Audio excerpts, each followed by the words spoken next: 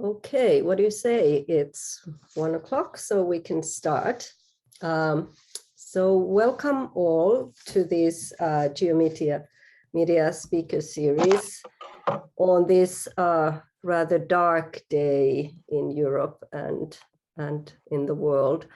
And of course, at the moment, we can only hope for peace and send our solidarity to the people in Ukraine. However, in this speaker series, we also talk about space, place, and the world from the perspective of datafication.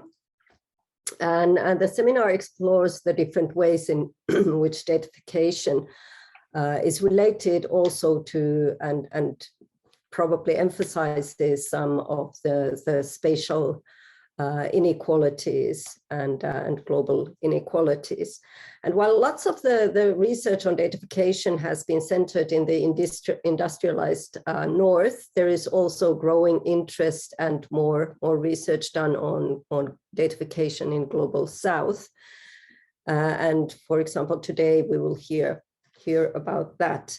And we also hear about different forms of resistance and activism that have become an important part of the research on datafication, and different ways to think about the alternatives and how we can imagine datafication in some, or challenge the logics of datafication in some new ways.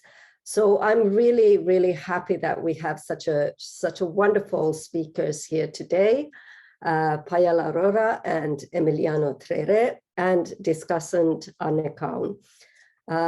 So first, our first speaker will be Payal Aurora, who is digital anthropologist, a TEDx speaker, and an author of several award-winning books, including The Next Billion Users with Harvard Press. Her expertise lies in global media cultures, digital inequality, and inclusive design. Forbes named her as the next billion champion and the right kind of person to reform tech. She's a professor at the Erasmus University Rotterdam and co-founder of FemLab, a feminist future of work initiative. And today, Payal is speaking about green design and the next billion. The floor is yours. Thank you, Karina, for the kind introduction, and lovely to be amongst very familiar faces. So thank you for making the time. Indeed, these are difficult times, and it takes an added focus to get on and try to, just immerse in what we're trying to do, which has just ideas, but hoping that these ideas can translate to actual societal impact. So let me share my screen here and get started. Okay, all right, so I hope everyone can see the screen.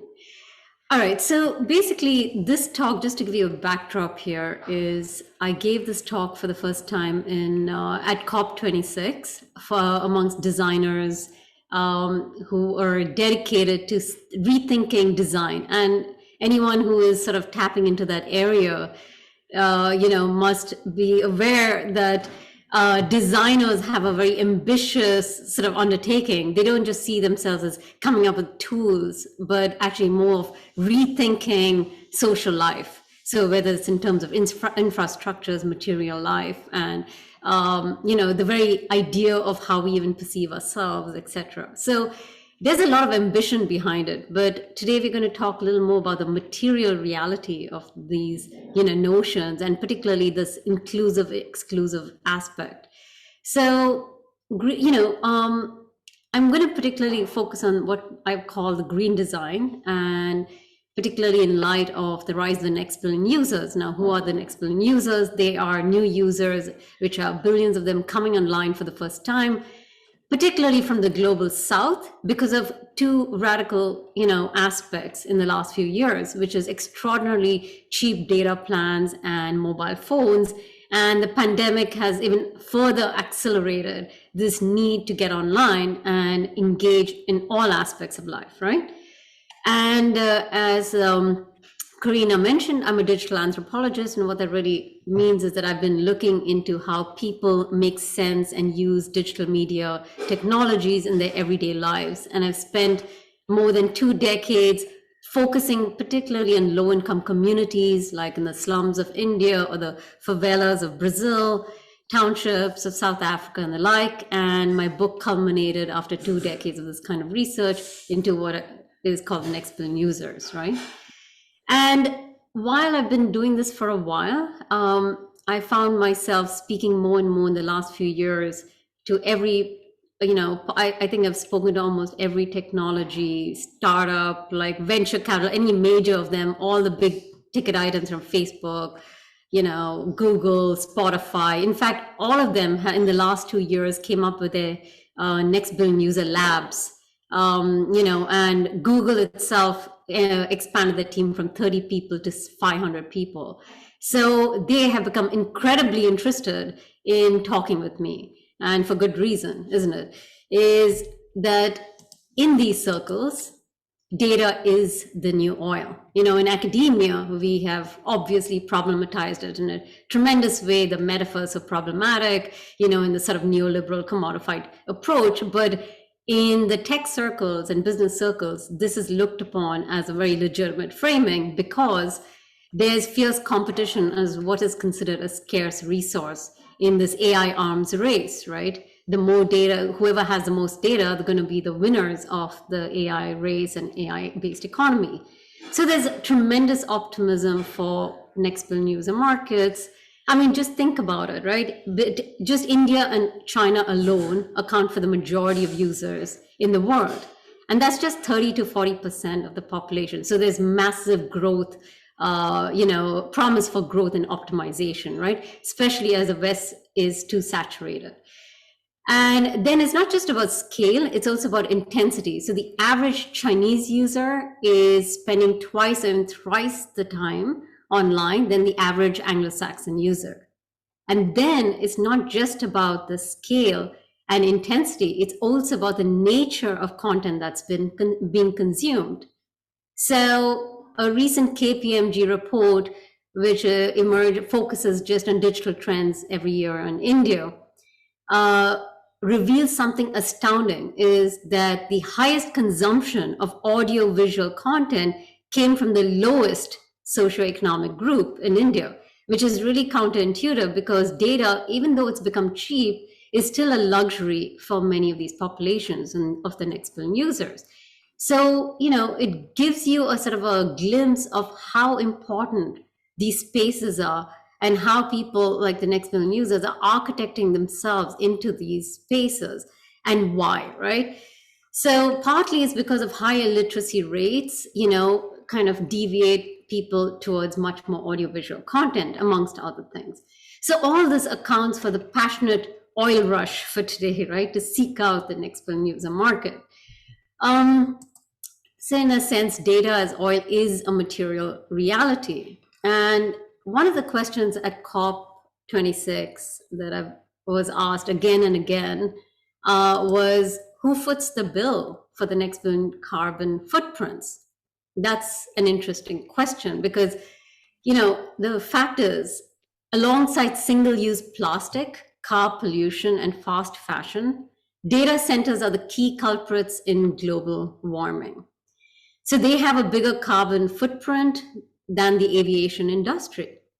So data is not some abstract, invisible, and intangible angle, and entity. It is very much physical, concrete, energy consuming, from emails to video streams. Data demands a large slice of the energy pie, right? But back to the question there, though, is it a fair question to ask? Because what this is actually doing is pitting possibly digital inclusion against climate justice, right? Because, we need to look at this as the legacy of resource extraction of the North, by the North of the South, over centuries, which continues in some way today through the, systematic data extraction, which helps to build AI-based tools, right? And there needs to be an honest reckoning of that and a genuine investment in alternative and renewable energies in the global south, so as to make sure that this is a sustainable enterprise, and the two are in sync, which is digital inclusion and climate justice. But this sort of like blaming of the poor has always been around in some form or the other. You can go back into the history. For example, one of the also very powerful reasons of not taking on that responsibility is because there's a certain kind of thinking associated with the global south. A classic case is the population bomb, right? It has this extraordinary sticky appeal, even though in the academic world, we have dismantled it tremendously, right? So, population bomb was popularized by Malthus, an English cleric and economist of the 1780s. And, at that time, basically this like alarmist sort of notion that what you're looking at here is a full-page newspaper ad in the New York Times in that time from a prominent population control group, which was literally warning that the third world people are a threat to the peace. So this was a time when population growth was happening at a high pace because of, industrialization, and consumption was skyrocketing in the West. And this was creating a lot of environmental problems. So it helped to deviate the narrative and restructure the narrative by blaming the global south because of their mass population for this sort of bad air and the sort of congestion and all these issues pertaining to the environmental crisis of that time. So that's basically interesting, because even then and even now, the West continues to consume the majority of the world's resources while being while actually sort of holding the global south responsible. So the sort of false framing, I'll give you an idea of how actually it continues today, is just a few days before I headed for COP26, I saw in The Economist, which is considered, very mainstream, respectable outlet, saying that, well, part of the problem about current climate crisis is because the global south, with their fast growing populations, don't even look at it as a concern. If you analyze the political campaigns in India, for example, and this is the example that economists gave, is that it's not even an issue that is brought up by politicians. So thereby, that itself is a problem, is that they don't recognize it. So this is a huge issue for the West, right? Whereas the West is constantly talking about it. So that narrative is extremely problematic, because actually the people who are the most impacted by the climate crisis are very much the global south communities, particularly the low-income populations who are living in the coastal areas. They're going to bear, they are, and they will continue bearing the brunt of this, right? And political narrative on the top does not at all reflect the actual material realities of mass protests that are happening and have been happening amongst farmers to a variety of women group movements around the global south, right? So also we need to also shed the sort of false dichotomy of greening and population growth. For example, what we see here in this photograph is a site called Uttarakhand, where I did actually my first book, .com Mantra.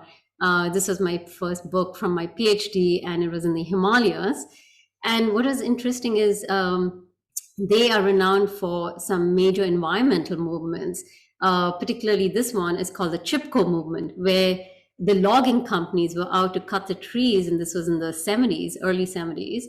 And these women basically surrounded the trees because they said this is their livelihood, it's an extension of themselves. And mind you, at that time, this space is also a place where beetles would go, and a lot of, and it became very popularized and moved to the whole hippie culture and fed into that in the US and spawned and, amplified the environmental movement. But it very much emerged from the Himalayan region with these communities, right?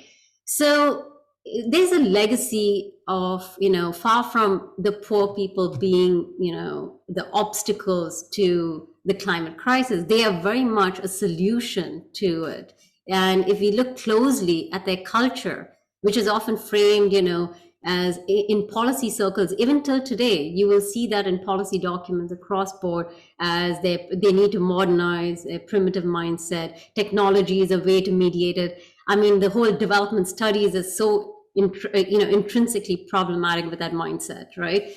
And it's again another kind of sticky thinking. But these four aspects of the global south, particularly low income population cultures, come from really help us to rethink and reframe our approach. For example, the culture of repair, as that is very much part of it, and the way in which they extend the life of products and services, which has, by the way, weirdly been appropriated by business school. They even called it the Jugaad innovation, one of the top best-selling business books of a decade ago. So it's, so that's even more perverse, is that what is considered problematic when it's emerging from the global south gets appropriated, repackaged, and is sold from the west to the rest, right? Saying, hey, we have a solution, just it happens that we are telling you about it. The other kind of culture is a culture of frugality, right? And the culture of frugality is about the idea that we need to demand the optimization of resources. We need to respect the resources around us and use it to its, maximum, but also take what you should take and not too much. This is sort of resistance against excess, right?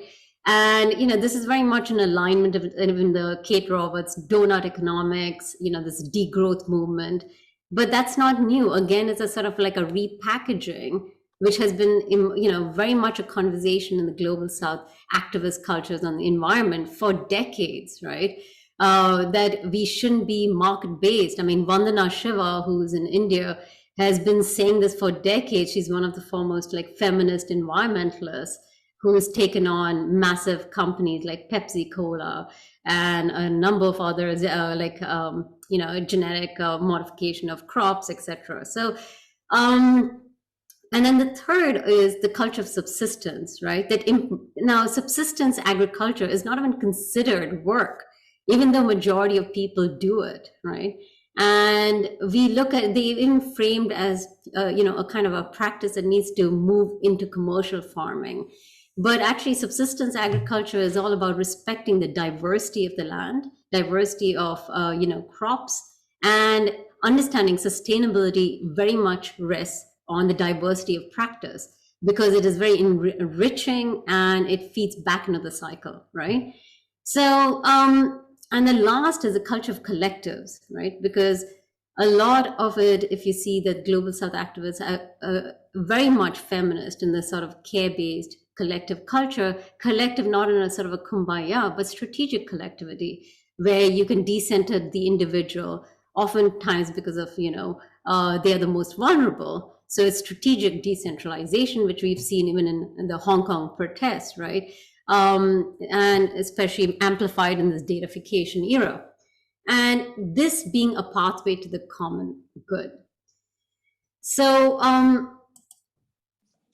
so green design really, in its essence, is human-centered design, because, often again, we're talking about, I listen to podcasts also which say that, well, but it's often against the economy. It's against what do we have to sacrifice to get it? The kinds of questions we're asking about design and technologies is as if it's either a sacrifice that we make in order to allow, so it's basically the distancing between us and the future, us and the nature, right?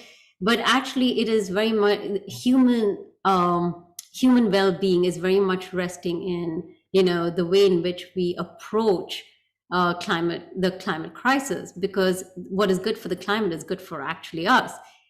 Including economically in very many ways, because of the deep inequality that is pervasive, particularly with the onset of the pandemic, right?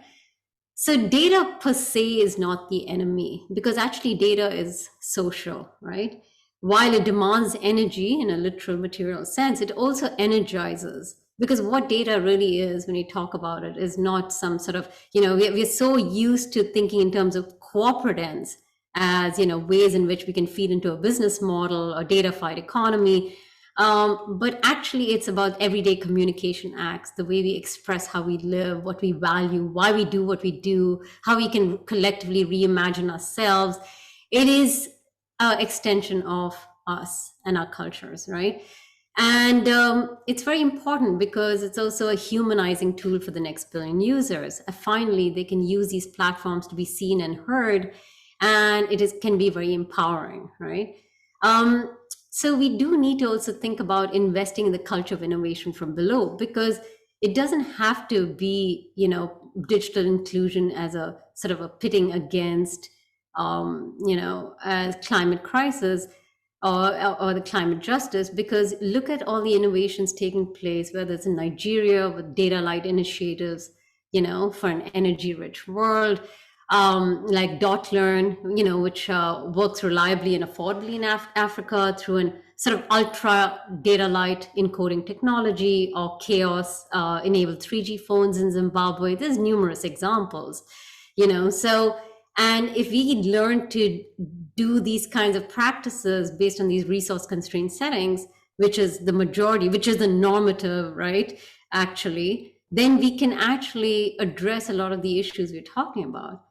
And in that case, I believe what is political today can become normative tomorrow, in a very holistic sense, if we embrace that it is not a trickle down sort of approach where we innovate and think in the West and, disseminate to the rest, right? It's like, what can Silicon Valley do to help the world?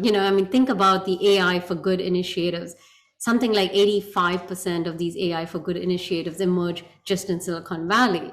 What does good mean, actually, right? Is it really an altruistic act? Not really. It's really in the guise, it's like a Trojan horse, which actually is all about sort of capturing entire continents, whether it's underground cables by Facebook for capturing the African continent, against a sort of the Chinese digital Belt and Road Initiative, and so on and so forth.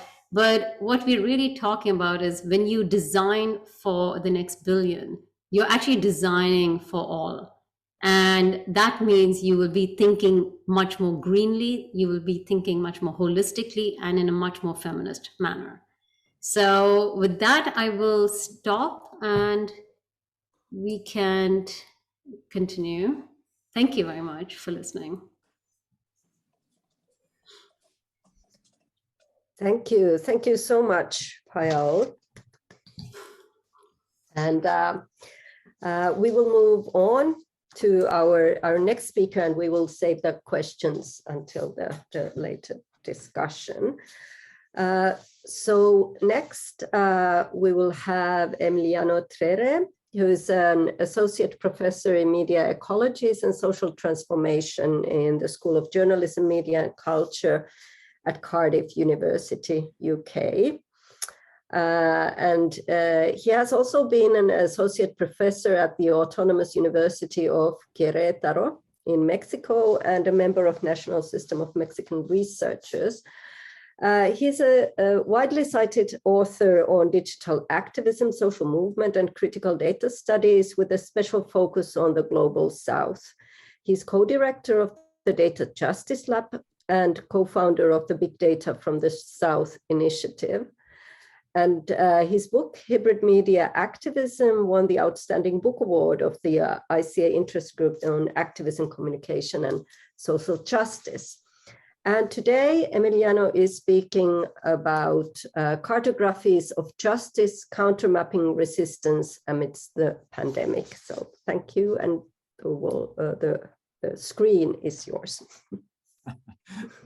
Thanks a lot for, it's so great to be here and to be there at the same time. As we know these days, as you were saying at the beginning, it's not a great day, not certainly for for many reasons, yeah, we can all feel that. I mean, it's just some of us more than others, but it's been a crazy last weeks and this escalation to this, and it seems almost inevitable, but well, you know, not the best atmosphere, but as Paolo was saying, well, we need to kind of get going and see what it, and use everything that we can, but, you know, certainly not the best time, especially for, you know, colleagues and friends in Kiev, and then many of us will come back to the UK, and also we've been involved with some of this in Cardiff University. Anyway, to a more positive note,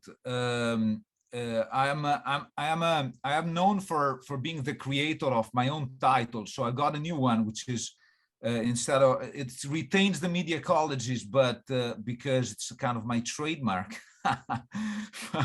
I don't know, not exactly mine. Thanks, McLuhan, but you know, and so I'm now a reader in data agency and media ecologies. So I'm trying to kind of switch. It's just a trick that I have to create new titles. Let's see the next one, and then I will stop, I guess, you know, hopefully soon. And I'm here today to think, you know, to tell you about, you know, a new project that we have. It's a collaborative project. Let me share my screen together with you. It's a collaborative project which I'm gonna introduce in a minute. Which it's really interesting, because I think it's really connected to what you guys do in GeoMedia, and I'm gonna talk about it in a second. And it's really great to be able to talk about it in a geographical / media and communication department. Everything starts from a big question that geographers are posing in relation to COVID, which is a question, an ambitious one, that asks if cartography is being redefined, and if it is a cartography defining moment of the century. This is Kent is a geographer from a British geographer here, and he asked this big question. He's not the only one posing this question, but it's at the center of his work, for example. And this is something that animates what we're trying to do now with this new project, and some of this reflection, as the progress is still in its kind of chaotic, conceptual and empirical stage, as the Latin will have it, it's in theory, you know, it's in progress. And so, but I'm happy to share some of these kind of first insights and conceptual developments with you. So COVID is seen here as a defining moment in the production and the redefinition of maps and counter maps. This is not the first time that we see COVID as a kind of defining moment in something. In fact, as some people from your department are also involved in research in digital disconnection, and this is something that we have seen in the last 2 years. And I myself have argued that you know, this is a defining moment for example, for rethinking about digital disconnection boundaries, rethinking about inequalities in relation to digital disconnection. So COVID is a kind of I want to say a game changer, but definitely a phenomenon that has somehow ignited reflections on many things, including the redefinition of maps and counter mappings, you know, and the importance and the relevance they have for all of us, you know. So if you think about your daily life, I was, and if I think about mine, I wasn't such an avid consumer of maps, and I've never been basically in my life. Maybe the last time I was an avid consumer of maps and a bit of a producer too was back in the day when I was studying in Bologna critical geography, and now I understand why there is this kind of big connection to the way we see maps and the way we consume maps and the way they define our reality.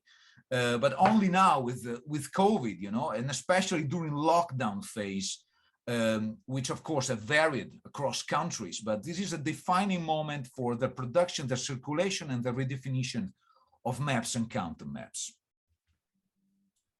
And so there's a paradigmatic case for exploring what we see as a contested terrain, a kind of battlefield of counter data mapping. On one side, we got the constructing narratives of institutional data mapping we have been bombarded with, governments, the establishment. Well, on the other side, we got the contentious maps of data activists, we got tech collectives, we got social movement, we got civil society, we got communities on the ground trying to redefine their sense of reality through mapping.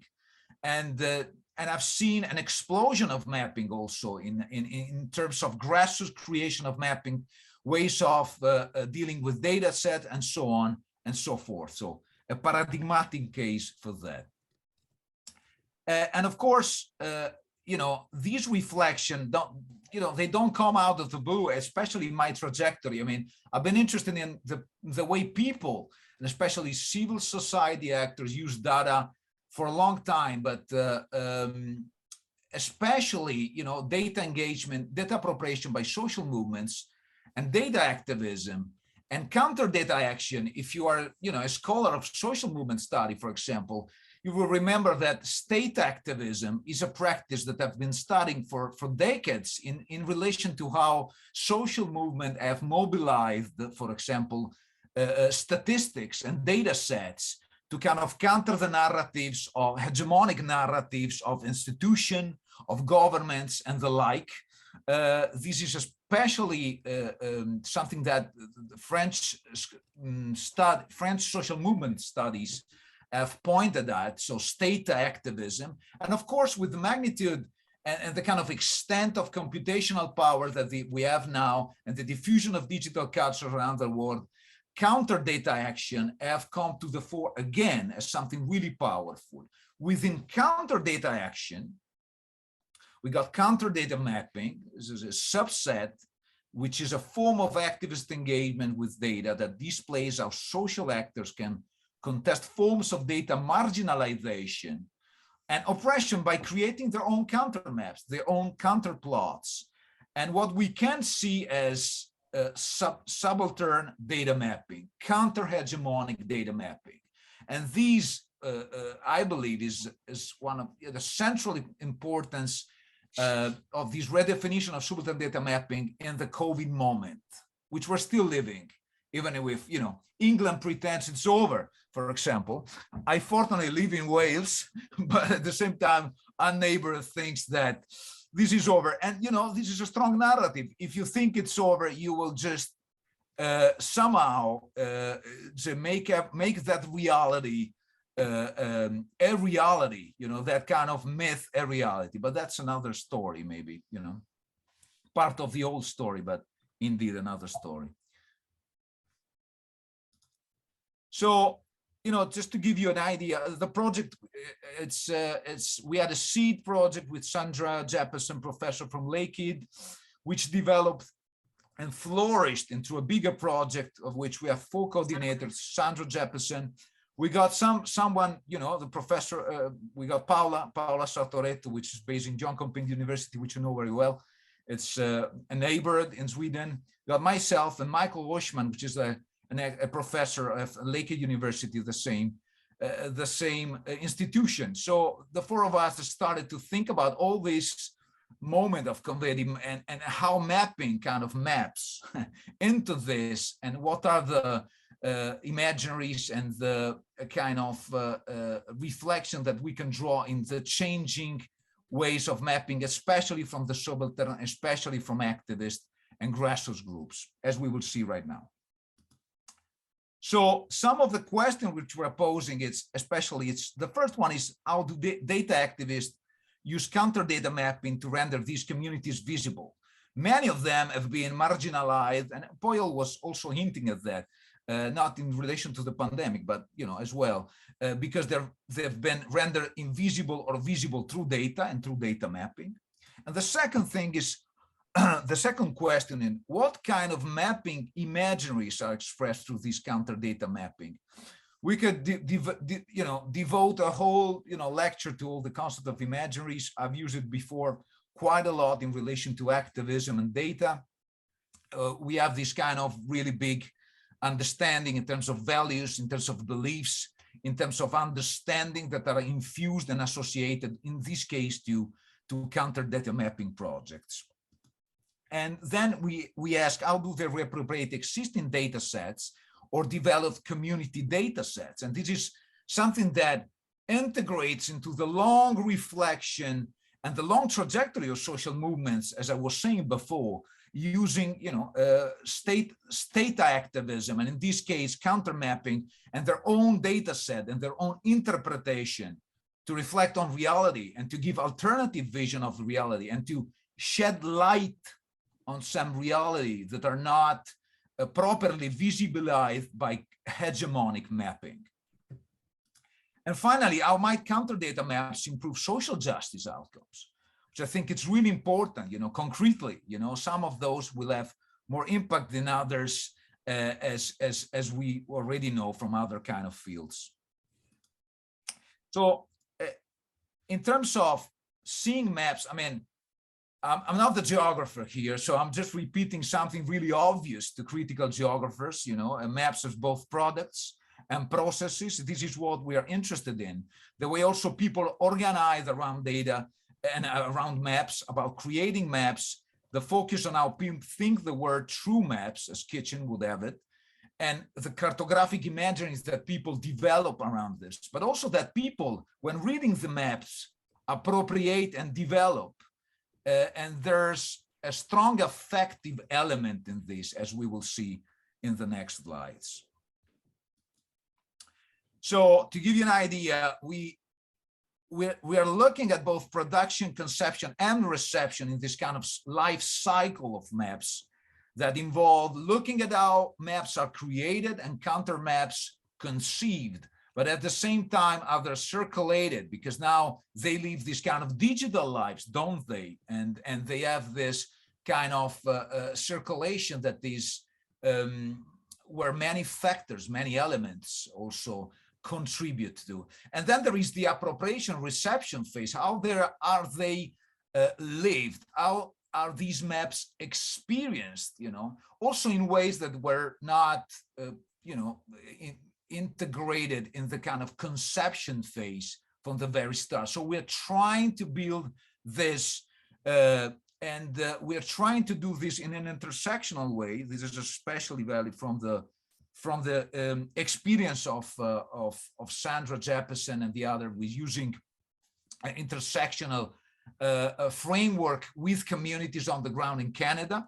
So we're trying to do a lot. It's a bit ambitious, but we're in the middle of these, as I was saying before, chaotic production and about to start the core part of the field work after having done a lot of mapping ourselves, mapping of maps, this kind of meta mappings, as in the kind of the first phase of the project. But I'd like to share some kind of initial ideas, but a bit more than ideas, something more structured, that we started to look at hegemonic mappings in both Canada and elsewhere with the COVID-19 tracker data, which has been by far the most used Canadian tracking kind of hegemonic map in terms of mapping COVID. And of course, something you will be familiar with because we've been for a moment in time almost obsessed with it, which is the Johns Hopkins map of COVID cases with these red dots, alarming dots, like, oh my God, like related to blood, almost vessels, and these kind of number of cases rising on there, and the kind of old projection, the Mercator classical projection of cases around the world with these big dots kind of blooming and flourishing. This is like the quintessential map of COVID that we have found, and then on which geographers have reflected. And of course, the first thing that comes to mind is, and that decolonial geographer have pointed out, is like how the Mercator projection was kind of assumed as the de facto projection of these kind of maps, both in the Canadian case and in this Johns Hopkins case.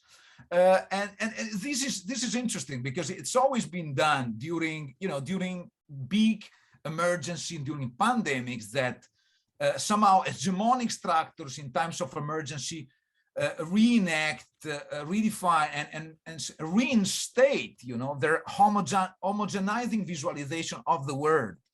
in a way, and without entering into details, with the fine-grained details about that, we can see this has been done, and with the colonial legacies, of course, of mapping that will deserve more time.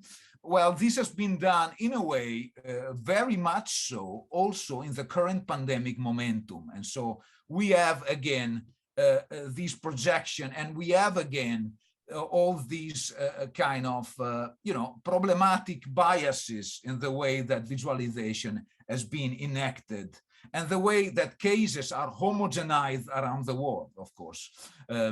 This is not to subtract anything from the helpfulness of these maps, but of course it's to point out critically how, some kind of aspects are magnified and other aspects are obfuscated, literally.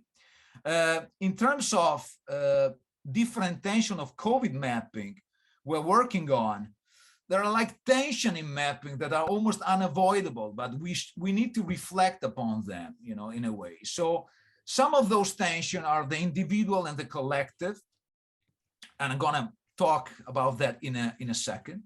The intersectional nature of some maps versus the focus on just one particular dimension, which is deemed as the most important, or maybe is seen as some kind of dimension which has been neglected in other more kind of hegemonic mapping for various reasons. The quantitative versus the qualitative nature of the data which are embedded in the maps. And then finally, the almost inevitable contrast between wanting to visualize the invisible and wanting to have the global situation always, kind of under our scrutiny, at the same time, the need to show more localized contextual situation that, of course, are, focus on the local, but somehow neglect the whole kind of global situation for various reasons. Let us focus a bit, on this kind of super interesting case of the City Lab.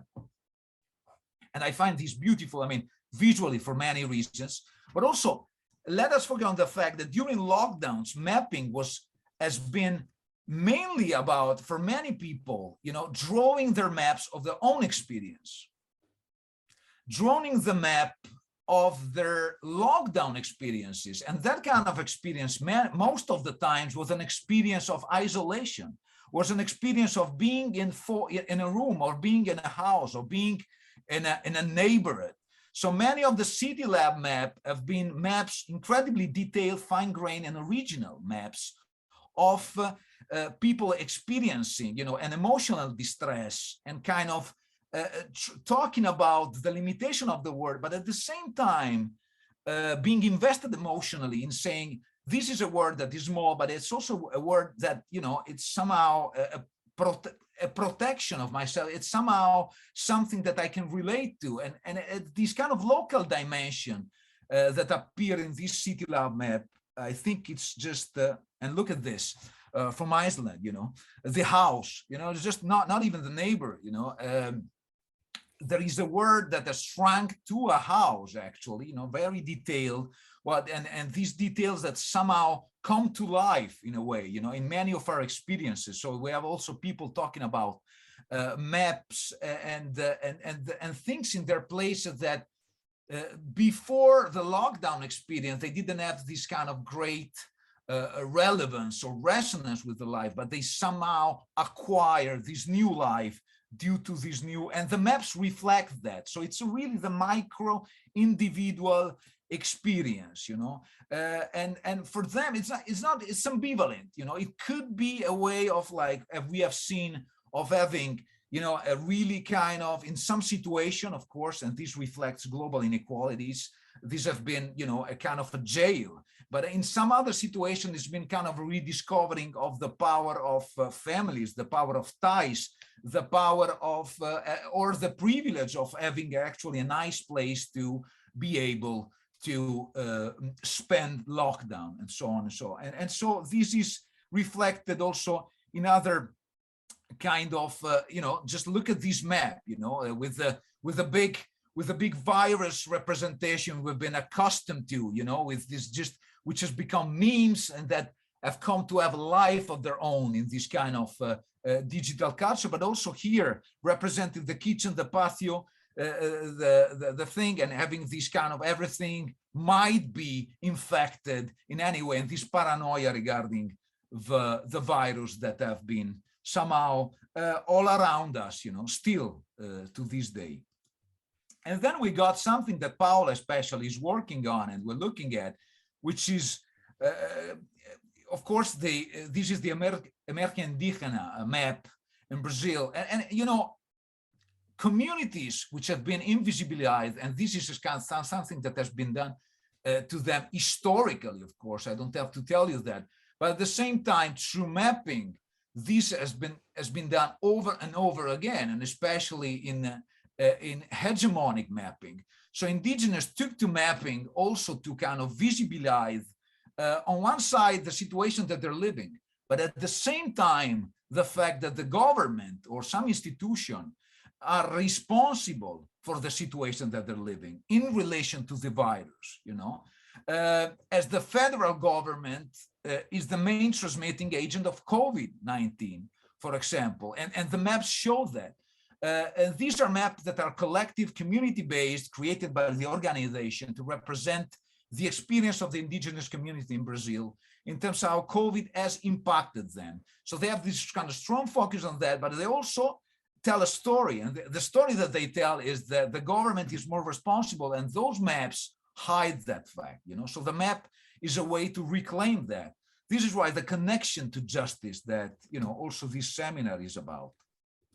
And if you, I'm sorry, no, I didn't want that. This one, frigorific and slaughterhouses.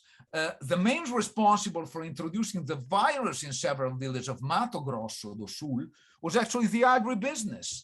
And this really connects to what Paul was saying before in relation also to this kind of obfuscation of the ecological side or either technology or of the virus in this case, where they're really, really intermingled and connected in so many ways. So these kind of maps point the finger, right? They just also tell a story of responsibilities well beyond what is being told in traditional kind of hegemonic mapping. And then we got maps that points to one aspect of this international kind of archipelago, pointing, for example, and data sets related to those.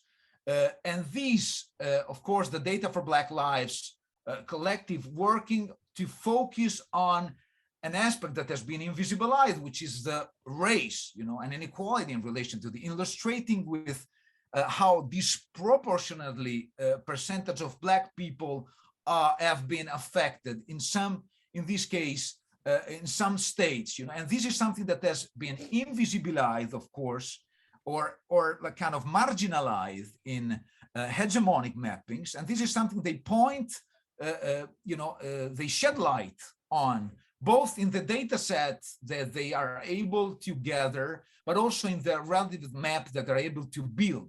And so this is an example of focusing on a particular aspect that, of course, you just lose sight a bit of the overall kind of global thing, but this is done for a purpose, and the purpose is to shed light on that kind of particular aspect of race. It could be another one, but in this case, it's been so incredibly important, not just in the US, of course, but this is a case that merits all of attention in terms of, especially of total cases and death, due to the virus.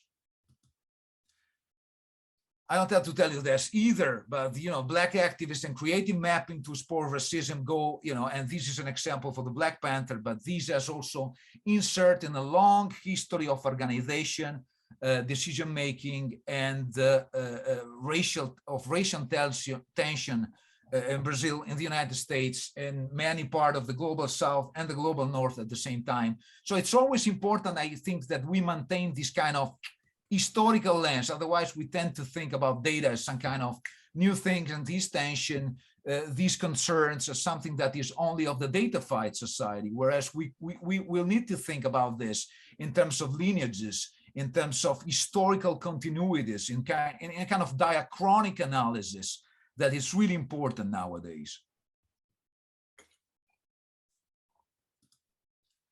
and I myself have been involved in doing some digging in Mexico, and it's great. I don't want to always talk about the dark side of mapping or data, because actually some maps have been really great in also cheering up people regarding what is going on. And the map on the right is a map of people who have been recuperadas, who have been healed, and so this is something that effectively people have said, this is something that has affected me really dearly, because it shows that people can survive. It shows that people can go on, not just a map of like death, not just a bleak kind of scenario, something more, a more positive note, which is being created around Ciudad de Mexico and Toluca areas in the center.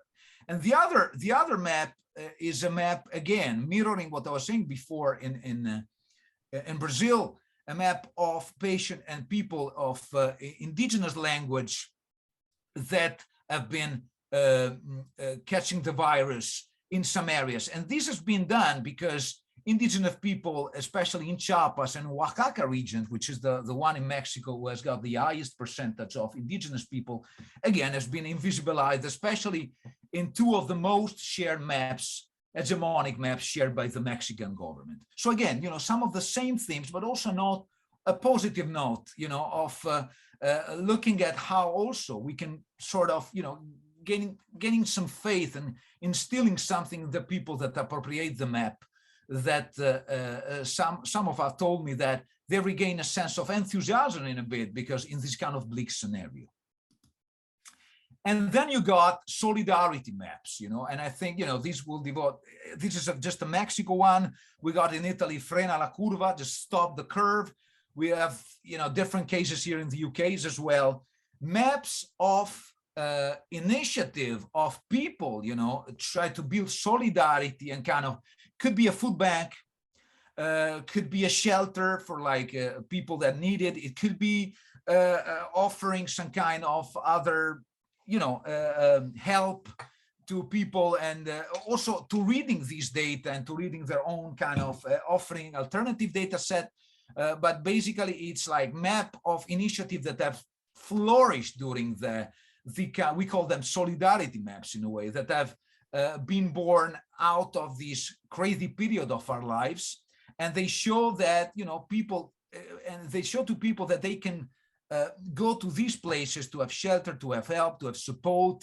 And this incredibly, they show the solidarity that people have been able to build around the world during these difficult times. And I think there are also, a note of positivity within this bleak scenario. Maps are here. There are, a new initiative that have born and emerged around the world to help people in these difficult times. And maps help people to locate themselves at the local level of the neighborhood, but also at the level of the country, where you can go, and even at the more global level of world, the kind of solidarity networks. So some key takeaways from these, are really preliminary takeaways. Some of them are almost obvious, especially to critical geographers. Social and political potential and power of mapping, especially in this kind of moment of the COVID pandemic. And I don't know if we're past, I don't think so. I mean, this will be a pandemic that will define us for many years to come, if not, kind of inaugurate, an era of pandemics, if we keep on treating our ecological environment like this. But there's the colonial legacy I was also hinting at, where these kind of thinking, cartographic thinking is embedded, and hegemonic understanding. So they need to look critically at those, looking at trajectories, looking at historical continuities, and looking at this dialectic between hegemonic and counter-hegemonic mapping. There are indeed inevitable tensions embedded in mapping. I don't think this can be resolved, in many ways, because a map is a map and it's got limitation. Any map has got them, but we need to foreground them. And I also think it's important to have this kind of holistic, sort of ecological gaze to mapping and counter mapping. If from the preliminary interviews that we have, mapping is always a kind of holistic endeavor. So you have a map, you have different maps open, you got to make sense of your word, you need more maps because you need to combine the strengths of each map. There'll always be a maps that give you an idea of the local, of the neighbor, of an aspect that we saw with race, but then you will also need the holistic vision of how the word and the trends, what is going on, in different parts of the world, both in the global north and the south. So you need interpretation to provide the full picture. This is from the visions of the actors involved. And then the affecting dimension of maps, I think that's absolutely, something that we need to take into account, both at the kind of level of people, as we saw before, depicting kind of the drawing, their own representation, full of emotional investment of how they're living these lockdown, how they're experiencing the despair sometime and the really difficult times of living there, but also the more positive kind of faith in the future beyond the four walls of their word. But also affective dimension is present in every kind of representation, and we need to really be attentive to that. And then, the transformation of maps in terms of formats and purposes, I cannot just go on all the maps that we have collected, but, interactive map, possible due to the potential of data and digital technologies, participatory maps that have also flourished, solidarity maps that we have seen, and thanks to the power of, sorry for the typo, geolocalization, also glocalization. Maybe that wasn't as Freud would have it, who knows, maybe I wanted to say that. So geolocalization, and I wanted to finish, of course, geolocalization also brings together its own challenges and risks. We are talking about social control. I have written myself about this with Stefania Milan in other venues about the social control, which is connected to geolocalization and a bit to mapping as well. And we have found this kind of ambivalent take of mapping, especially when it's related to geolocalization, when it's related to the exploitation of data. Some of this Spatial was talking about before. But I will maintain an ambivalent, and let me finish with these kind of positive notes, because as critical researcher, data and researcher, we tend to look especially at this more kind of dark scenario. But I think it's there's some kind of note that this counter mapping can produce alternative understanding and can have real impacts on our people and government as well. And some institutions look at the situation of COVID, and we have some some example that this is possible. So I would also like to conclude with a note, a more positive note for the future, especially in this day that is not, we're not, as I was saying before, in the most optimistic scenario. But let's try to keep an ambivalent eye. Let's try to keep a critical eye, but nonetheless also recognize when, in this case, counter mapping can shed light on alternative imaginaries that, as I always say, are not some kind of imagination out there in a word but they are very much part of this word. They help to shape the way we think about phenomena that define our life, and imaginaries help to shape our reality in many ways. So they're very, very, very real. Thanks.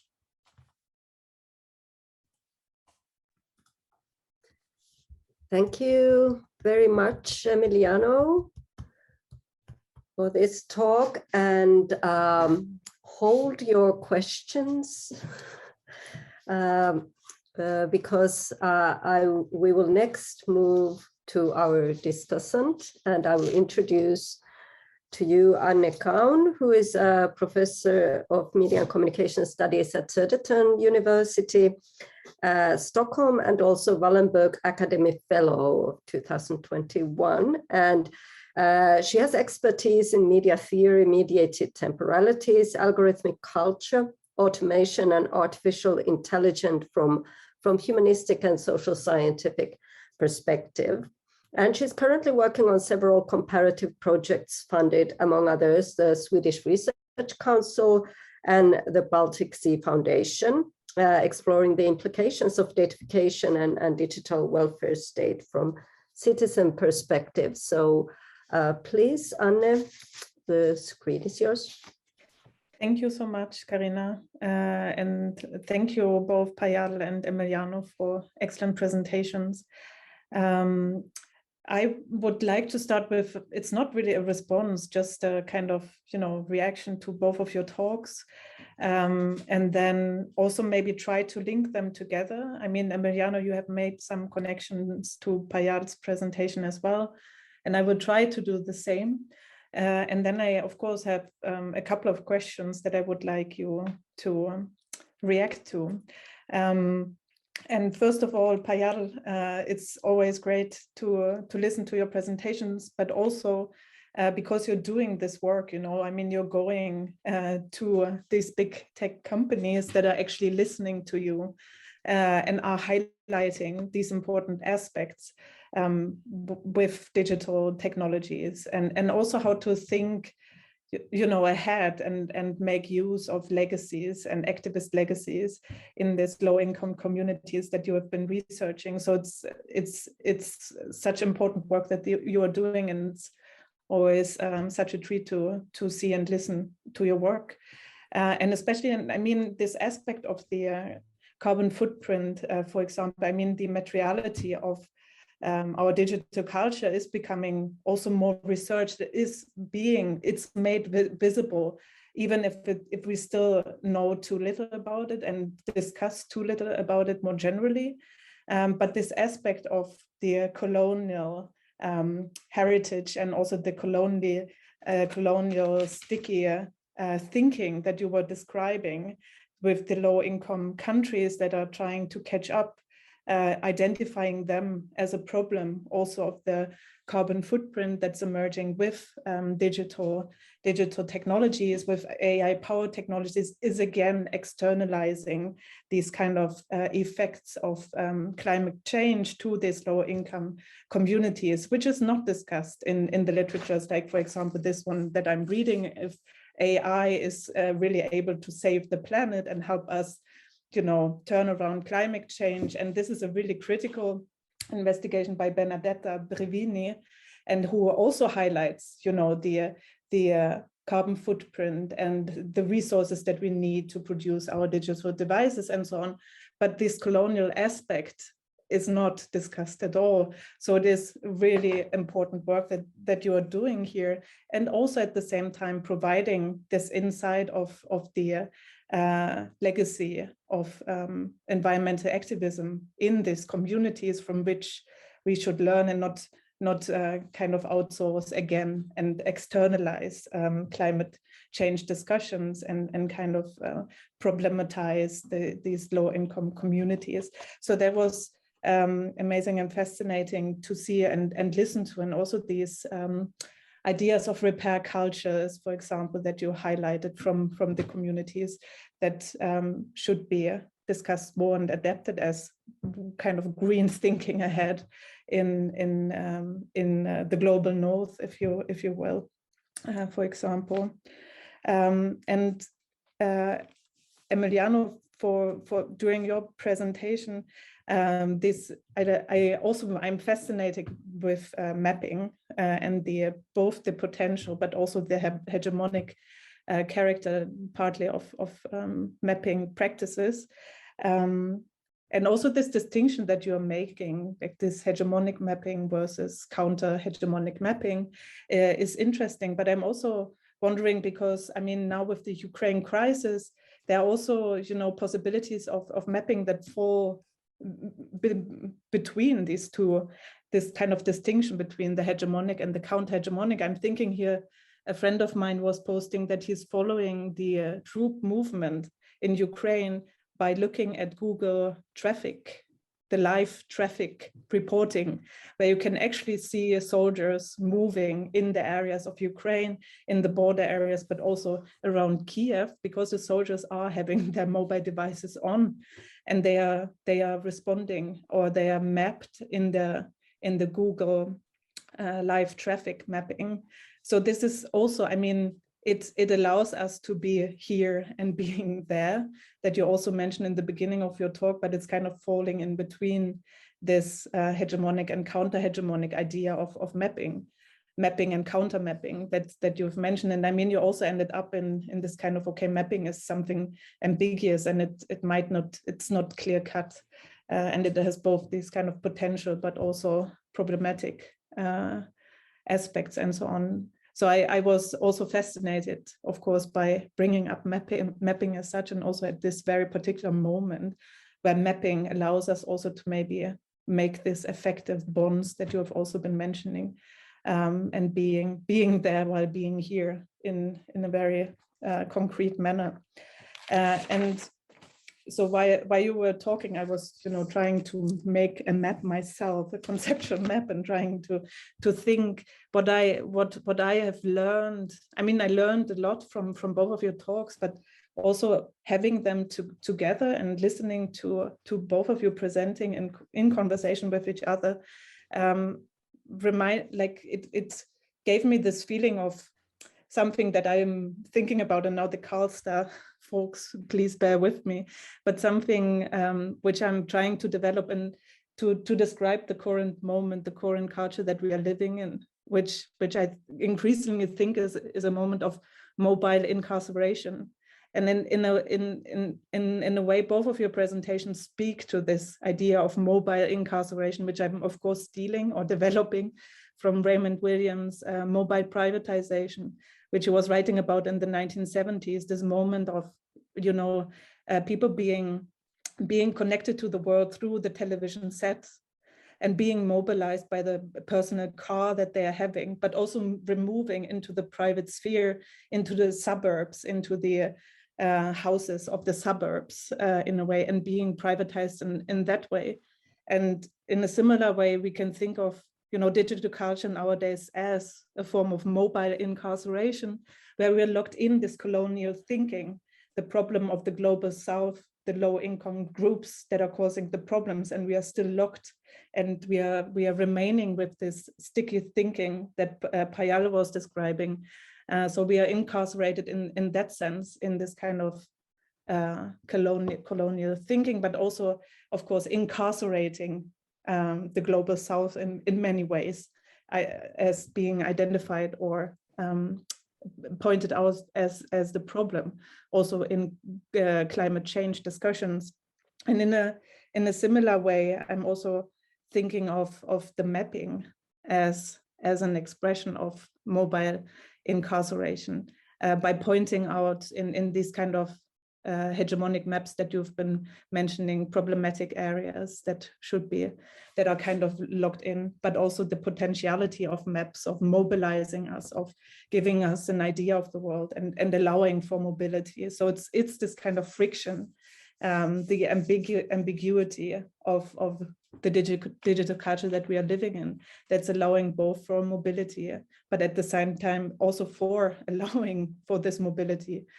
We are being incarcerated, and we are incarcerating the for example, the global south as also the kind of infrastructural workers that are contributing with cheap labor as content moderators, or as data cleaners, or as AI trainers, and so on. So these are also all aspects of global digital culture in a way that I kind of started to think around with this notion of mobile incarceration, and both of your presentations can kind of help me to develop this thinking further. So thank you for that. But now I would like to move into the discussion, or ask you some questions. First of all, of course, I would like to invite you to maybe react to each other if you want to add any connections that you have. But I'm also I would like to ask you some more specific questions, for example, about the notion of the global south. Is this something that we should abandon to speak with, or think or use as a notion, or should we still use it, or why not?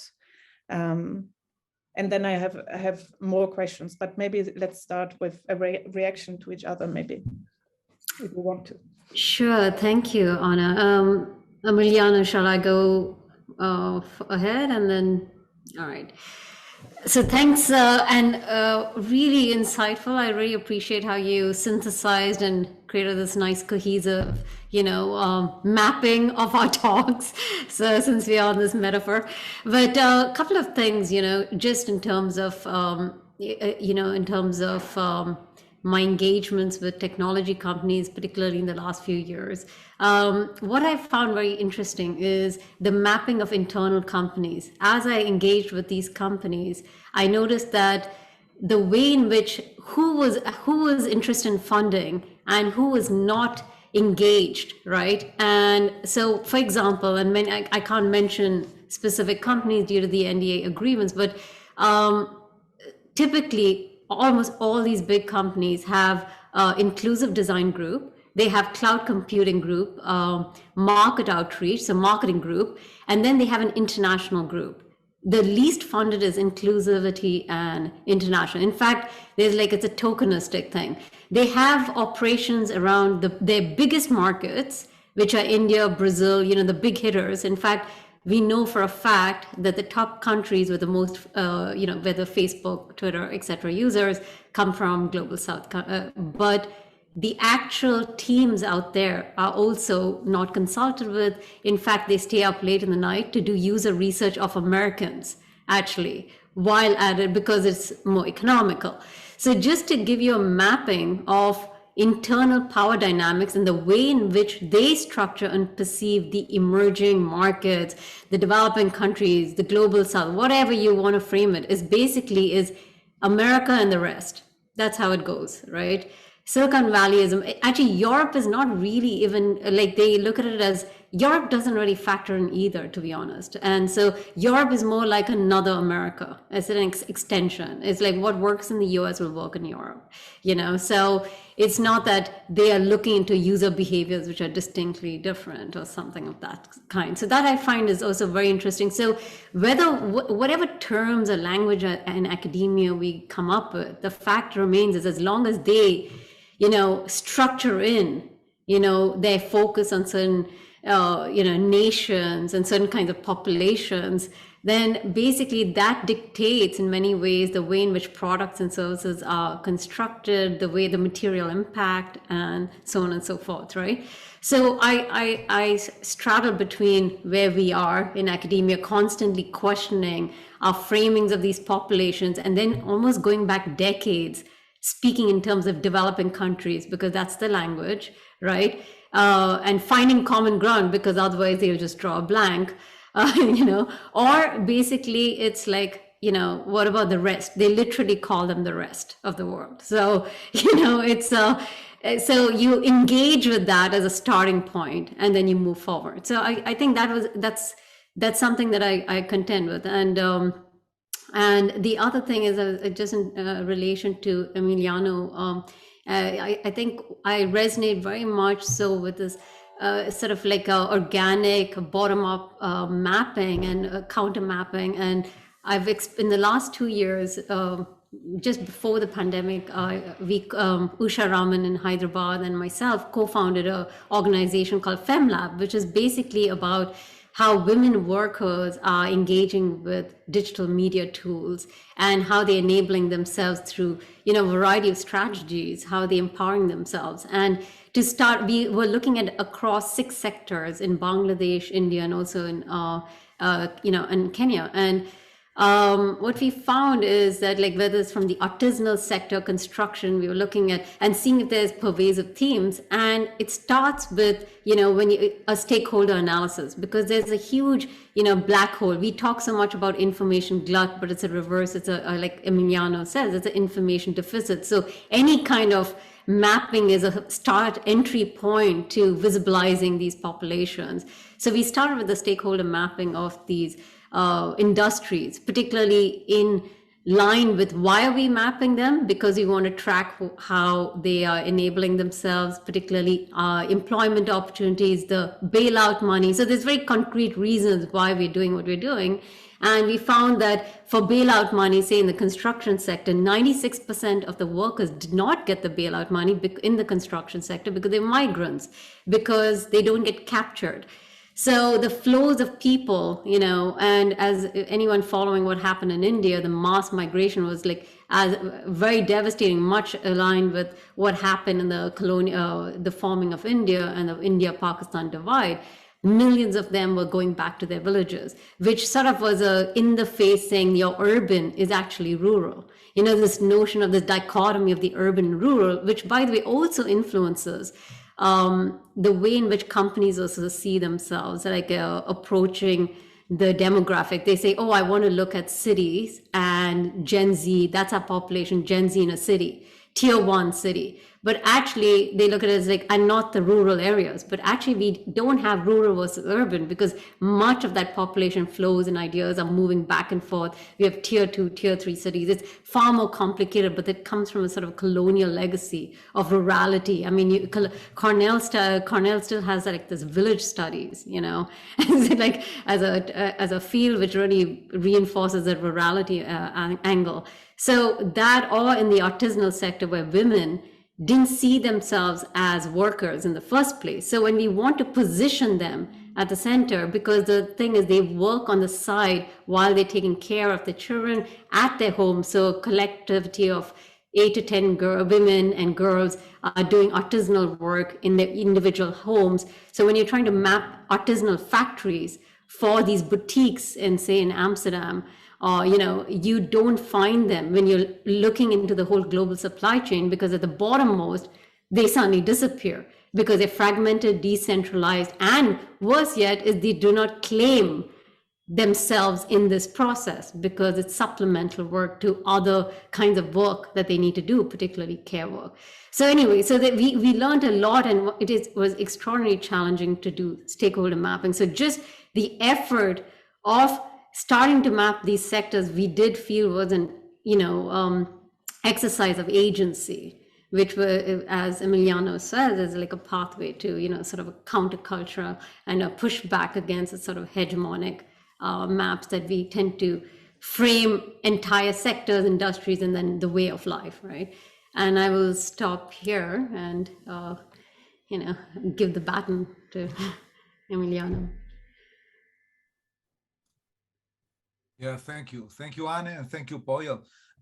Yeah, there are indeed connection, and I like the way Poyal started with seeing how corporate sector kind of look at this, because I think as usual with concepts, it always depends who is using them and for which kind of purposes, right?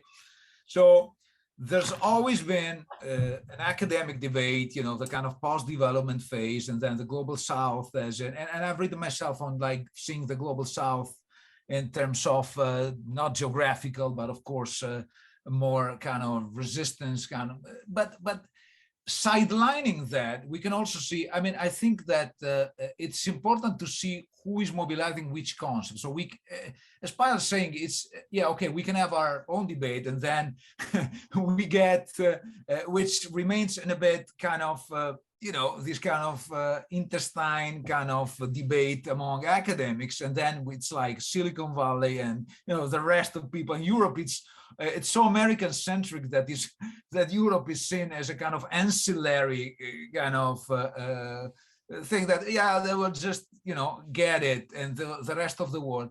And just like this, I remember when I was working in NGOs, they also have the kind of vision of the global south, which is a bit different, geopolitically shaped by the way these kind of, trade dynamics and think are. So I think, in the debate, I will position myself as something that make explicit how you're using the global south. I wouldn't necessarily dismiss it. People saying, okay, it is like with Web 2.0. I finally, in some cases, I find really helpful the concept, even if it was ill-defined, and so I think that sometimes, as some academics look for a kind of incredibly precise definition to otherwise is not, but because concepts are mobilized by different people in different kind of social contexts, as long as we are really clear on how we are using that, and as long as we are clear on the implications that they have for, you know, using it in a way or the other, we shall be fine.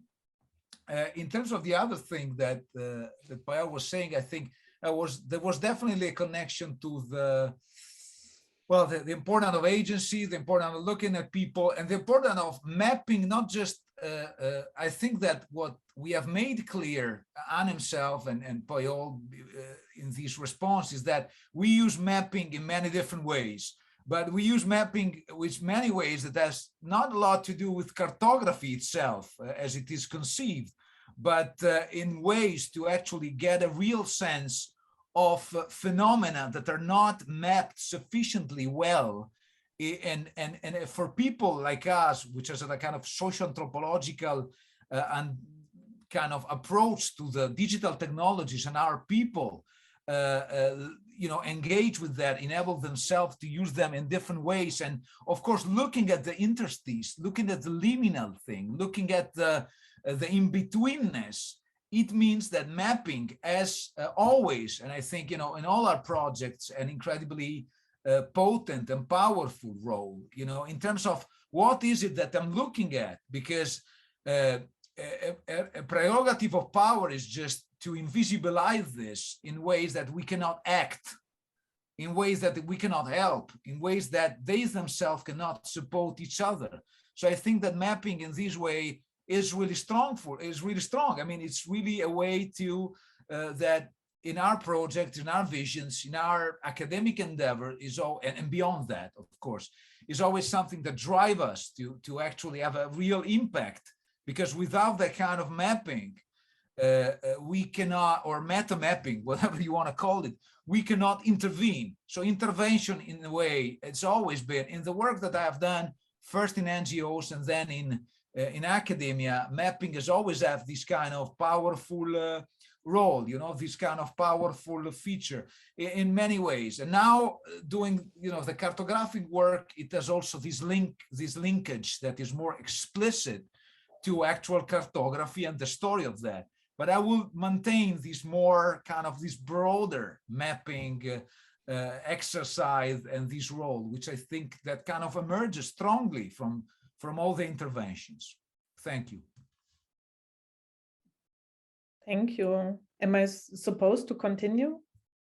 Who's the leader? I don't know who's the leader, but I can take the lead. I have but one, yeah, please ask comment yeah, absolutely. I'm not sure if it's a question, but it emerged kind of while reading your abstracts, but also again during your responses, this kind of tension. I don't even know if it's a tension, but this idea of data. There is some sound. Is it me? I don't know. If everybody tries to put their... No. Okay. But I was thinking about this, you know, what Payal was describing, the different approaches of these kind of global companies to different regions, that there's an American market and then there's the rest kind of, which is, I mean, also emerging in or reappearing in this notion of the data as the new oil, this kind of universal data universalism. It doesn't, context doesn't matter. We don't, it's something universal that doesn't need to be contextualized. But at the same time, I mean, both of your studies or your work are really these huge examples and very crucial examples of demonstrating how radically we need to contextualize this idea of data as the new oil or digital kind of universalism.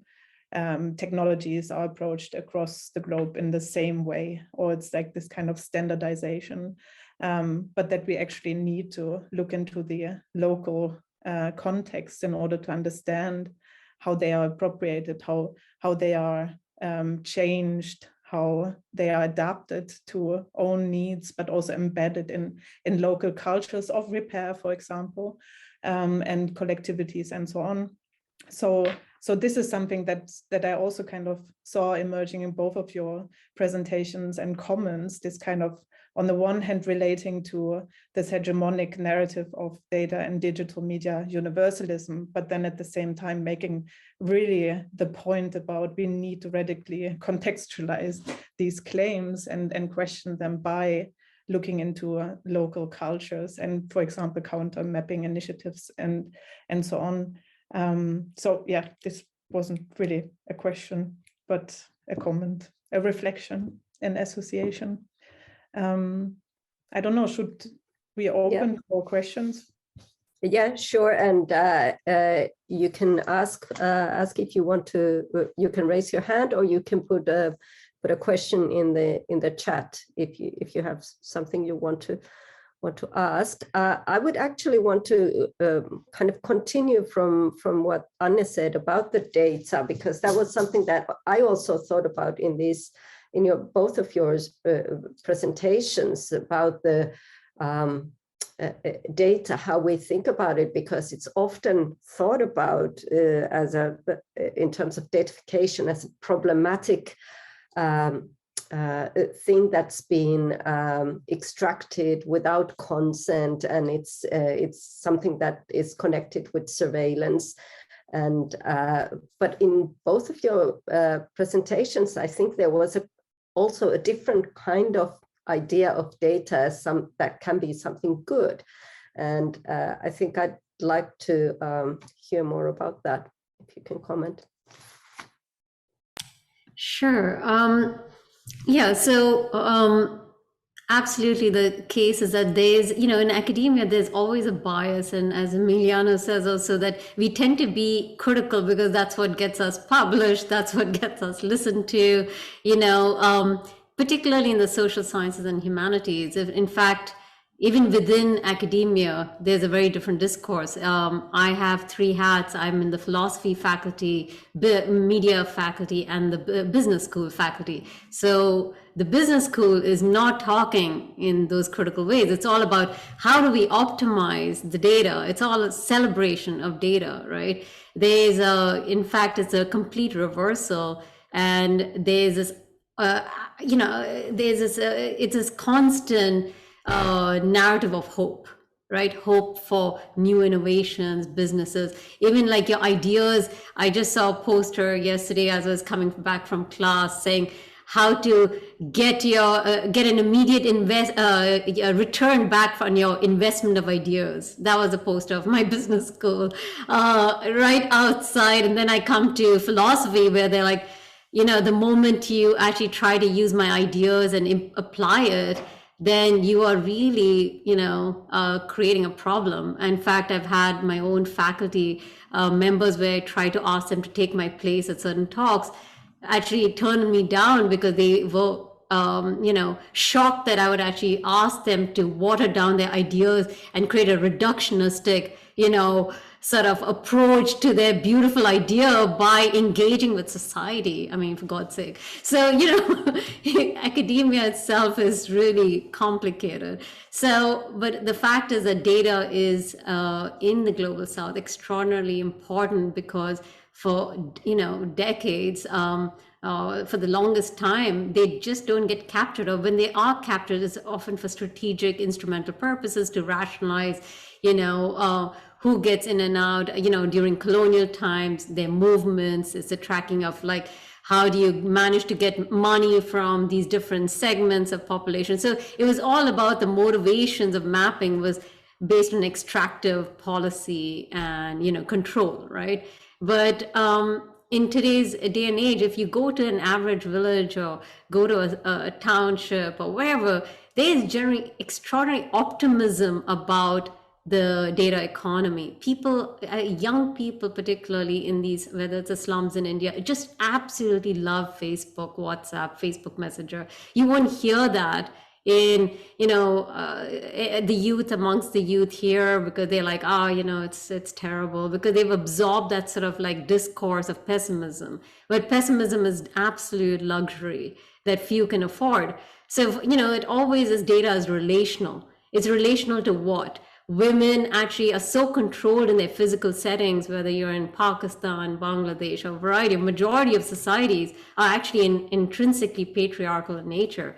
We see look at India, it's extraordinarily patriarchal. A woman's movement in a public space is extraordinarily watched, and it's obviously being reproduced online. But there's a little more possibility online in sort of like private chats, WhatsApp groups, that is not possible in their everyday lives, because they share a one-room house with 3 generations. They get out, their community is watching, their neighbors are watching, their friends are watching. So privacy is absolutely not at all there. So data is very liberating. These platforms are much more enabling of freedoms. So, and that means far more of a spectrum of self-actualization. So data is a manifestation of a diversity of communicative practice that is not actually allowed and afforded in their material everyday lives.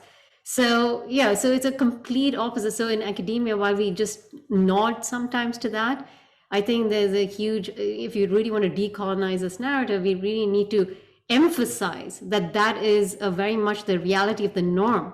And that's the norm of the world, which we keep, sidelining as something of the South, like an addition. We have a sub-discipline like ICT for D, that deals with the South, or development studies, etc. And then media studies deals with the normative, which is basically we are following the marketized principle of what corporations also do, is that they look at the West and they look at West usage. And so that's what academia also does, right, in many regards. So yeah, so I think I would stop there, and we can continue. Yeah, thanks for that. I mean, I think that in the last year I'm trying to give a bit more of the kind of multifaceted scenario data. I agree with what Payal is saying. I think it's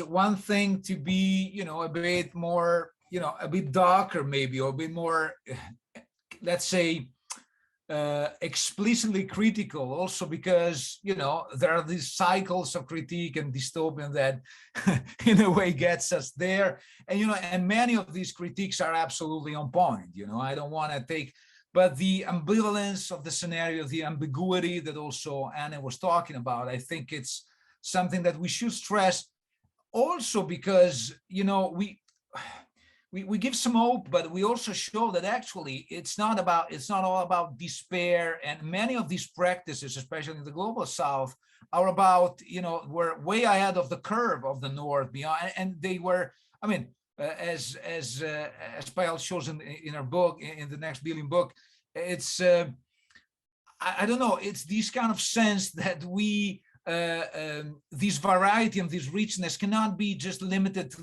when we talk about the global North, and then there is the dark kind of bleak society and, everything. So let's try to be a bit complex. This is part of our work as well, especially. So this is what I'm trying to do with, and the people in this datafied MA society MA course that I'm teaching currently are like, yeah, I mean, we're a bit, it's okay, but what about, and so I'm trying to infuse, big doses of, and I'm finding also literature and case studies and things that point to a more kind of, complex reality in a way, and to a more kind of hopeful thing, as I was saying, for counter mapping. So, you would expect, in terms of resources, in terms of problems, a lot of, there's imbalances. I mean, we know that, power imbalances and problems, but at the same time, I was so relieved to find that some maps also, what I call hegemonic maps, sort of, motivated people to action, in their everyday life, in really also deprived neighborhoods and so on and so forth. And this is the same thing that I found in relation to investigating digital disconnection, like 2 years ago when I started the project. The small one with finding, yeah, it's shaped by privileges, it's shaped by inequality, but at the same time, there are kind of ways to, and unexpected things that I didn't know if I could find, that I would find. And this is why we do research in the first place, you know, and we need to kind of communicate that complexity, I think, to students, to stakeholders, to people, because otherwise it's always a bit of a black and white, you know, Manichaean kind of vision. And these somehow, I don't know, maybe gets the funding, but don't get the real complexity of the reality. And we people doing research in the Global South in different contexts, we know that quite well. It takes a lot of mapping, it takes a lot of efforts, and the nuances sometimes are the most important things in that kind of thing. And as a last point, I'd like to say there's data, but there's also data systems. When the Data Justice Lab, when we talk about data system, we're a bit more critical, you know, and I'm not the most critical. So, you know, as my friends and colleagues. So I think it's still important to say some data, we need to have a voice now, if some data systems are deployed or not, because sometimes they're not inevitable. We can have a voice, we can try. And I think that data activism sometimes is seen only as a way of intervening in data when the big, you know, when the egg is fried. I see data activism as a way also to intervening in the deployment of data system in the first place, not to have them, because they're not necessarily as corporate, as Pyle was saying, you know, the marketing would say it's a hope, we need to do it. Concrete experience that we have seen show that sometimes it was absolutely not needed, and it actually exacerbated the situation, and we were better off without that kind of algorithmic system in the first place, as we know. So I will maintain that part. I will maintain that we can intervene not just in the kind of implication that we can have after that, the fried is, you know, the egg is fried, as I would have it in an Italian way, but we can intervene before. We can try, at least with the resources that we have, before the egg is, you know, is in the pan, you know. And this is important to maintain, even if we are a bit more optimistic, you know. Thank you for that. It actually reminded me of the research that Toussaint Notius did on the Facebook Free Basics program and introducing it in Africa. And this was a program that never was accepted in India because of the resistance, and it was seen as against net neutrality. Whereas in Africa, it was soon implemented in 28 countries, and his article discusses the problems of that, why that would be problematic. And when I was talking about this with my students, they would say, like, you know, is that really a problem? So they had a very ambivalent relation to that. Is that something that we should be concerned about? And I think that there is probably not a one answer to that question. For some, it can be useful to have that program, but then there are also these sort of colonialistic undertones in the way it was introduced. So I think it resonates to what both of you actually said. Are there other questions or comments? Actually, maybe just a quick point about your free basics. I was having, when I was in, there's this ITS fellowships every year in Brazil, Rio, and I was a part of one of the cohort, and then we were engaging with free basics heads at Facebook, because that's what they do. They take you to all these tech people points. And one of the things is that they kept saying how they're trying to do good, you know, and the free basics is really a altruistic initiative by Facebook, because they really, in the end of it, want to, it's this whole Californian ideology deep rooted, right? That in the end, we're driven by don't be evil and all these kinds of like, connecting the world together, like the bigger, thing that motivates the best of minds to, put their energies into these businesses. But what I really would appreciate, and indeed the free basics can be empowering, of course it is, because the alternative is that you don't have an option to get online.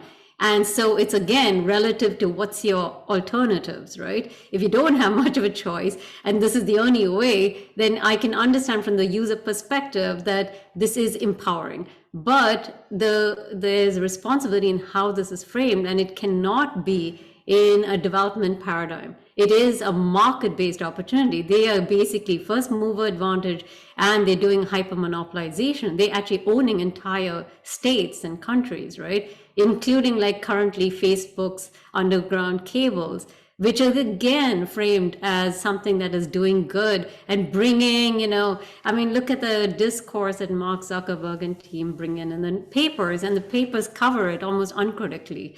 So, just say it for what it is that treat them like legitimate consumers and call it for what it is. This is market expansion.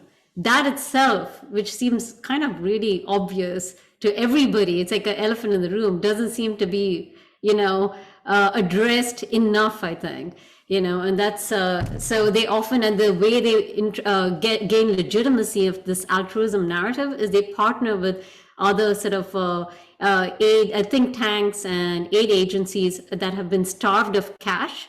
So there's this whole huge dynamic of the UN system and beyond, where they become, like Rockefeller, they become marginalized to the big Zuckerberg foundations and, the Elon Musk Foundation. And so you better sort of create a sort of techno narrative of development now.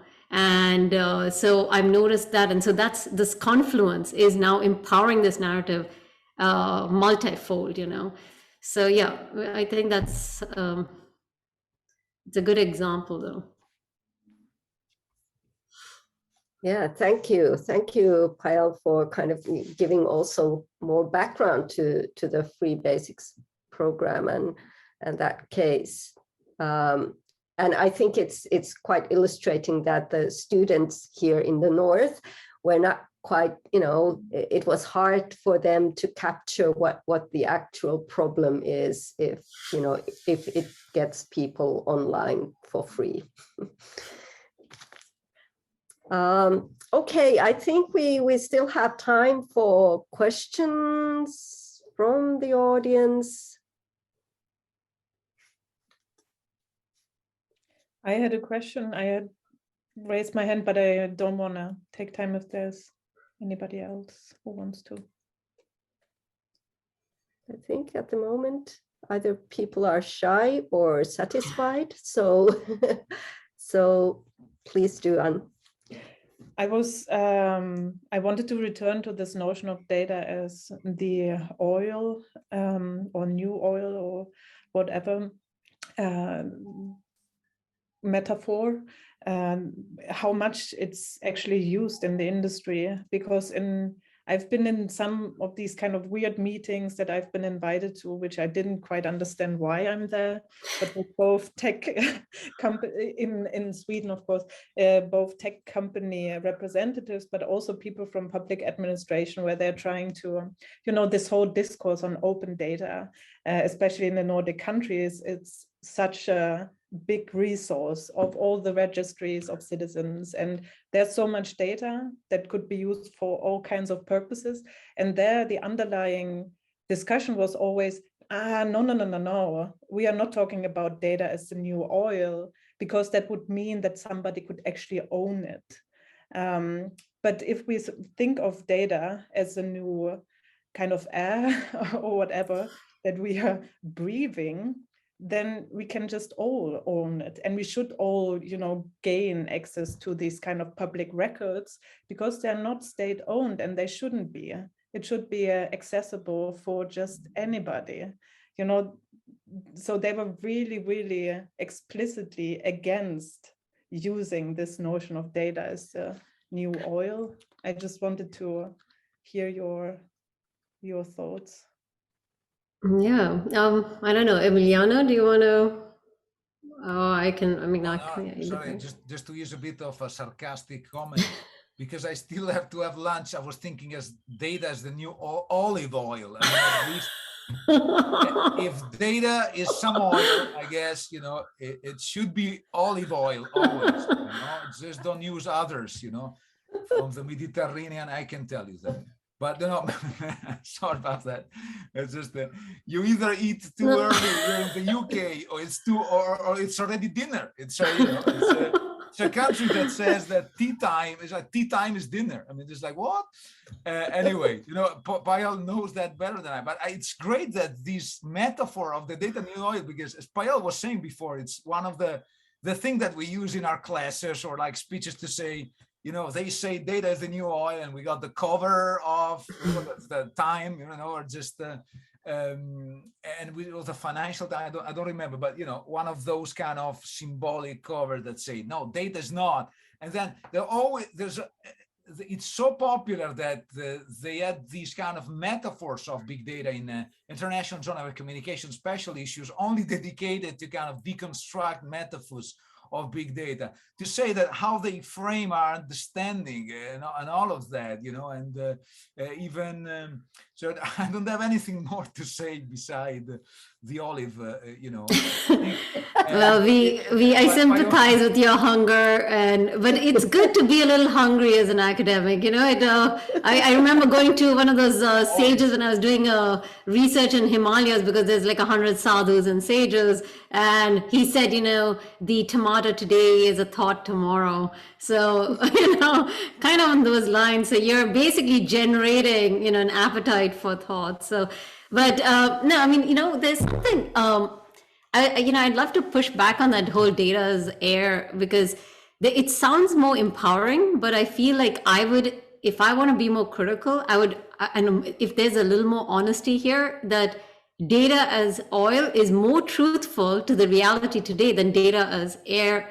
And because it's harder to, it's when it's diffused and everywhere, then it's harder to hold accountable, right? Harder to track and say, well, we can leverage on this. So there's an entire system of extraction, and it is very much a reality which will continue being the reality.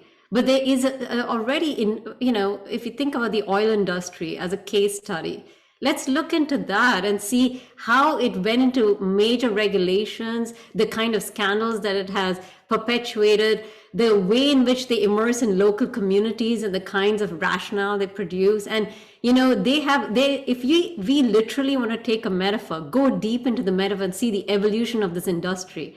And I would find that oil as metaphor could be a very useful starting point for genuine academic sort of discourse and, data as air and whatnot, right?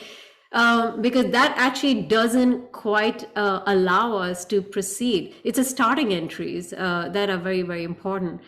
But it's in the end, it's also the kind of questions we ask. I was just like thinking about, just going back. I had something. I'm shifting context, and maybe about this notion of like data, the emphasis on it in terms of privacy. Because when we think about data, what are the kinds of relations that come up? Is privacy, control, colonialism, etc. So it's all about the capture. We disproportionately, emphasize these aspects, but we are, what about joy and pleasure? Like, for example, sexuality and intimacies, right? So I remember writing for this magazine, a healthcare magazine, and I wrote about critically about the kind of data, like you're producing hundreds of apps on sexuality for the global south, but they're producing fertility, like how do you control your family planning, fertility, etc. That's the nature of apps, even though by the fact remains is self-care apps are the dominant number one kinds of apps in the West. But that's not taken seriously because it's all about family planning. We don't want more of those people. That's a very colonial sort of thing. But actually, if you look into the data of what is driving a lot of these populations, that they want children because a typical woman, if she doesn't produce a child, does not get status in her community. she needs to have that child. And there's huge infertility going on in these communities because of high stress, particularly in urban areas where they're working like 15 to 16 hours. So there's, contrary to what we think, actually fertility is extremely important because it could be a matter of complete isolation. It's so punitive. So what they are doing is they're looking up, and then sex is such a taboo subject in most parts of the world. You can't even bring it up anywhere, not in your family, friends, community, anywhere. So where are they learning? From porn sites, So, I mean, what if we were to ask about how are people sexual, like how do we normalize sexuality? How do we capture the pleasure? How do we generate data which emphasizes the pleasure principles of sex being something very healthy and something which one should actually immerse in? So that's what I mean. It's, if you want to be proactive, we should be asking the different kinds of questions and not starting with those assumptions which are so influenced. And there's a sort of a double standard of where we emphasize from, the South and the North, and then fostering certain kinds of data so as to search engine, optimize and allow those to profile when we even look at those questions, including in academia, right? Which we don't quite do. So yeah, that would be also another way forward to be more proactive in shifting this narrative from the pessimistic to the optimistic side, I just wanted to say that the metaphor of the data as air wasn't from me, but from the I know representatives. Right, so it also makes sense that they want to have it dispersed and not have this very like the cloud as a metaphor, because it seems like it's not really taking up any energy, and so Yeah, and also there's actually a nice article by Brezhnevan and Brody about the wind and the kind of wind and data, how they are also kind of working the same way as the air is actually being captured and used for profit. Okay, I have the feeling that we're reaching the end, and Emiliano is very hungry. I'm always hungry. Don't worry about me. Yeah. I think we all are hungry, satisfied, but hungry at the same time. Well, for my part, this has been a wonderful, wonderful discussion. Really, really great insights on how to do research in this field, and you've both given us so much to think about, and I myself have learned a lot, and Anne has been such a wonderful discussion whose points have also deepened the insights so much. So I'm very happy, and thank you all very much, and hope that we can continue these discussions soon in some future seminar, conference, or actual face-to-face meeting. Yeah, thanks a lot. Thank you so much. Thank you all. Bye, everyone. Thank you.